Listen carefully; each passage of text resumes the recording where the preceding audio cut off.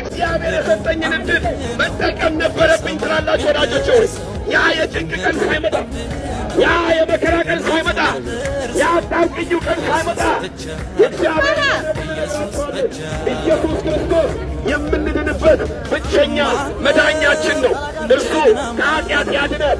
እርሱ ከዘላለም ሞት ያድነን። እርሱ ከዘላለም ሰው እየበላ እየጠጣ እርካታ ያጣል።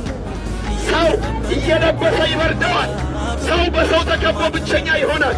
የዚህ ሁሉ መፍትሄው ምን መሰለህ? ኢየሱስን ማመን ነው። ይገላግልሃል ወዳጅ፣ በቃ ይገላግልሃል። ማንንም አትለማመጥም። ዘና ብለህ ትኖራለህ። ኮራ ብለህ ነው የምትኖረው። እንኳን ለዘላለም ሕይወት በዚህ ምድር ላለው ሕይወት ራሱ ያሳርፍሃል ወዳጅ። ስለዚህ ኢየሱስ ክርስቶስን በማመን የሚገኘውን ሰላም እንድታገኙ፣ ኢየሱስ ክርስቶስን በማመን የሚገኘውን እውነት እንድታገኙ ዛሬ የምሥራች እናወራላችኋለን። ወዳጆች ሆይ በዓለም ላይ ያሉ ብዙ ፈላስፎች ብዙ መድኃኒትን ፈልስፈዋል። ብዙ መድኃኒቶችን አግኝተዋል። ኬሚስቶች ሁለት በሁለት በሆነ ቤት ውስጥ ለብዙ በሽታዎች መድኃኒት አግኝተናል ብለው አዋጅ አውጀዋል። ዜና ተነግሯል። ነገር ግን የአንዱ መድኃኒት ለአንዱ ሰውነታችን ሳይድ ኢፌክት አለው። አንዱ መድኃኒት ስትወስዱት ሌላኛው የሰውነታችን አካል ይነካዋል።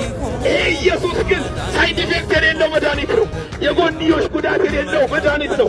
ለሥጋም ለነፍስም የሚሆን መድኃኒት ኢየሱስ ክርስቶስ ብቻ ነው ወዳጆቼ።